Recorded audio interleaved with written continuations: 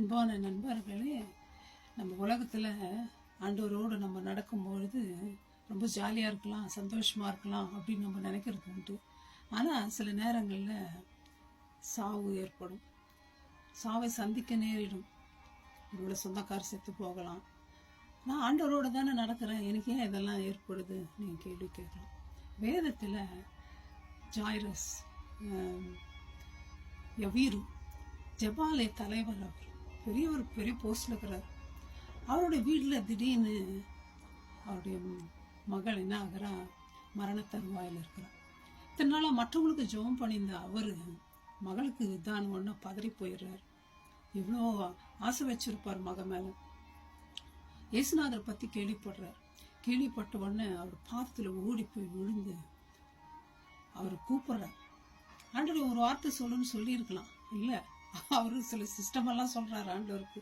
ஆண்டவரே அப்படி இல்லை, என் மகன் எப்படி சுகமாவான்னா நீர் வந்து அவன் மேலே கையை வச்சு அதுக்கப்புறம் தான் அவள் சுகமாகணும் அப்படின்னு.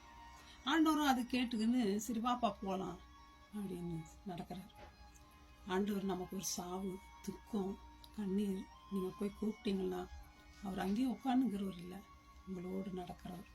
துன்பத்தின் மத்தியில், அலைகளின் மத்தியில், நெருப்புகளின் மத்தியில் உலாவுகிற தேவன். அவர் அப்படி போயின்னு இருக்கும்போது திடீர்னு அவருக்கு ஒரே இதுவாக இருக்கும், எப்படா ஆண்டவர் கூட்டின்னு ஓடலாமோன்னு. இதுக்கு நடுவில் இன்னொரு அம்மா வந்து வஸ்திரத்தின் ஓரத்தை தொட்டு குணமடைஞ்சிருது. குணமடைஞ்சிட்டோன்னு ஆண்டவர் யார் தொட்டதுன்னு கேட்குறாரு. அங்கிறவங்கெல்லாம் என்ன ஆண்டவர் இத்தனை மல்டிடியூட் உண்மை சுற்றி இருக்கிறாங்க, இதில் போய் யார் தொட்டாங்கன்னு கேட்குறீங்களே.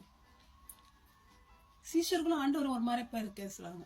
தெரியல அவங்களுக்கும் ஆண்டவருடைய அற்புதம் அடையாளங்கள் எங்கெங்கிருந்து வரும், எப்படியாப்பட்டவர் அவர். இத்தனை நாளாக நடந்து தான் இருக்கிறாங்க ஆண்டவரோட, இருந்தாலும் ஆண்டவரை புரிஞ்சுக்க முடியல. ஆண்டவர் சொல்றாரு, வஸ்திரத்துல பவர் வருது வெளியே, அந்த முதிரம் நின்று போகுது. இது பார்க்குறாரு ஜாயிரஸ். அடங்கப்பா, நான் போய் ஆண்டவரை கொண்டு வந்து கையை வச்சு வீட்டில் பண்ணோன்னு அவரோ பெரிய ஆண்டவரை நான் கேட்டேன்னு என்னுடைய விசுவாசம் எங்கே போச்சு. இந்த மகள் ஆண்டவர் பேசக்கூட வேணாம், மூஞ்சி பார்க்க கூட வேணாம், தொட்டா போதுண்டாப்பான்ட்டு அவ்வளோ ஒரு வல்லமையை தெரிஞ்சு வச்சுக்கிறாரு அப்படின்னு நினச்சிருப்பாரு. அதுக்கு பார்த்துட்டே இருக்கிறாரு. மெசேஜ் வருது வீட்டில், குழந்தை செத்து போச்சுப்பா, ஏன் போய் ஆண்டவர் தொந்தரவு பண்ணுற, வந்துட்டு போயிடலாம் கூப்பிட்றாங்க.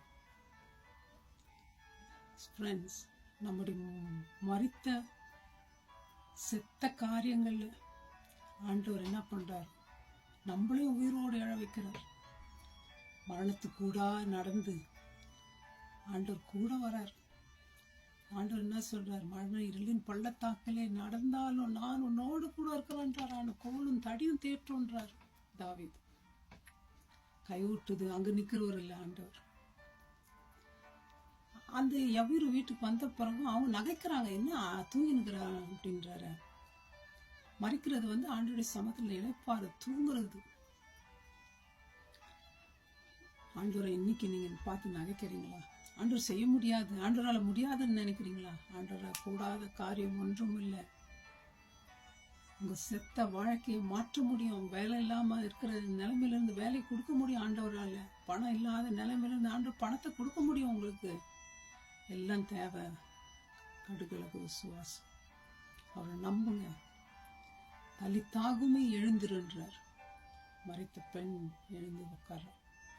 ஃப்ரெண்ட்ஸ், உங்க வாழ்க்கை செத்து இருக்கா? டாக்டரால முடியலன்னு கைவிட்டு இருக்கிறாங்களா? ஏன் நீங்க இயேசு கிட்டக்கு வரக்கூடாது? இயேசு கூப்பிடுங்க, அதிசயத்தை பெற்றுக்கொள்ளுங்க, நம்புங்க. அவர் மேல நம்பிக்கையா இருக்கிற மனுஷன் பாக்கியவான். அவரை நோக்கி பார்த்த முகங்கள் வெட்கப்படவில்லை, பிரகாசம் அடைந்ததுன்னு பார்க்கணும். உங்க முகம் சந்தோஷமா இருக்கணுமா? பாருங்க இயேசுவை, கூப்பிடுங்க இயேசுவை, அனுபவிங்க சந்தோஷத்தை. May God bless you, my friends. Thank you. Bye bye.